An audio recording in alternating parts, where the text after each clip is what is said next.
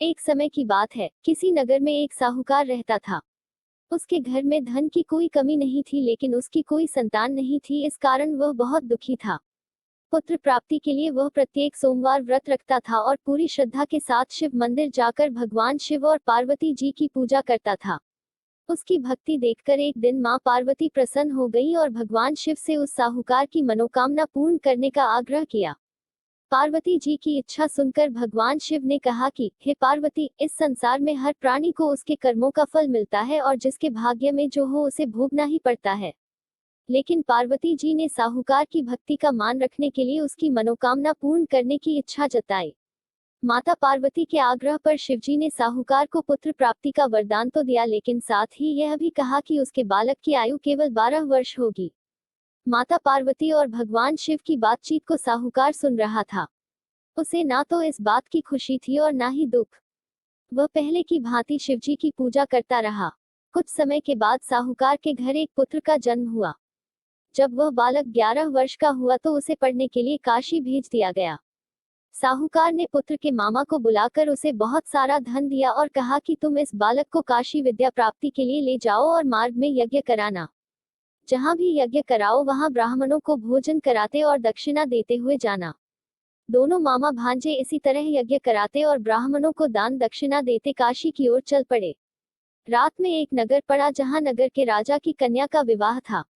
लेकिन जिस राजकुमार से उसका विवाह होने वाला था वह एक आंख से काना था। राजकुमार के पिता ने अपने पुत्र के काना होने की बात को छुपाने के लिए एक चाल सोची। साहूकार के पुत्र को देखकर उसके मन में एक विचार आया। उसने सोचा, क्यों न इस लड़के को दूल्हा बनाकर राजकुमारी से विवाह करा दूं। विवाह के बाद इसको धन देकर विदा कर दूंगा और राजकुमारी को अपने नगर ले जाऊंगा। लड़के को दूल्हे के वस्त्र पहनाकर राजकुमारी से विवाह कर दिया गया। लेकिन साहूकार का पुत्र ईमानदार था।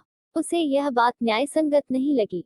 उसने अवसर पाकर राजकुमारी की चुन्नी के पल्ले पर लिखा कि तुम्हारा विवाह तो मेरे साथ हुआ है, लेकिन जिस राजकुमार के संग तुम्हें भेजा जाएगा वह एक आंख से काना है। मैं तो काशी पढ़ने जा रहा हूँ।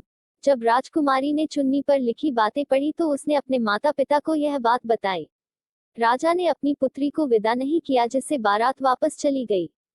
दूसरी ओर साहूकार का लड़का और उसका मामा काशी पहुंचे और वहां जाकर उन्होंने यज्ञ किया। जिस दिन लड़के की आयु 12 साल की हुई उसी दिन यज्ञ रखा गया।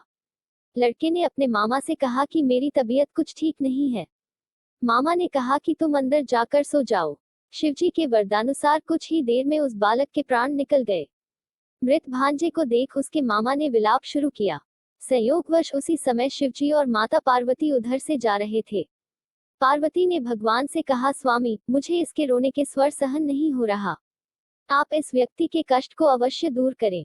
जब शिवजी मृत बालक के समीप गए तो वह बोले कि यह उसी साहूकार का पुत्र है जिसे मैंने 12 वर्ष की आयु का वरदान दिया। अब इसकी आयु पूरी हो चुकी है। लेकिन मातृ भाव से विभोर माता पार्वती ने कहा कि हे महादेव, आप इस बालक को और आयु देने की कृपा करें, अन्यथा इसके वियोग में इसके माता पिता भी तड़प तड़प कर मर जाएंगे। माता पार्वती के आग्रह पर भगवान शिव ने उस लड़के को जीवित होने का वरदान दिया। शिवजी की कृपा से वह लड़का जीवित हो गया। शिक्षा समाप्त करके लड़का मामा के साथ अपने नगर की ओर चल दिया। दोनों चलते हुए उसी नगर में पहुंचे जहां उसका विवाह हुआ था।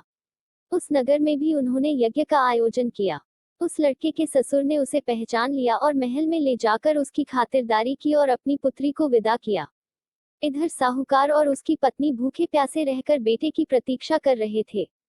उन्होंने प्रण कर रखा था कि यदि उन्हें अपने बेटे की मृत्यु का समाचार मिला तो वह भी प्राण त्याग देंगे, परंतु अपने बेटे के जीवित होने का समाचार पाकर वह बेहद प्रसन्न हुए। उसी रात भगवान शिव ने व्यापारी के स्वप्न में आकर कहा, हे श्रेष्ठी, मैंने तेरे सोमवार के व्रत करने और व्रत कथा सुनने से प्रसन्न होकर तेरे पुत्र को लंबी आयु प्रदान की है। इसी प्रकार जो कोई सोमवार व्रत करता है या कथा सुनता और पढ़ता है उसके सभी दुख दूर होते हैं और समस्त मनोकामनाएं पूर्ण होती हैं।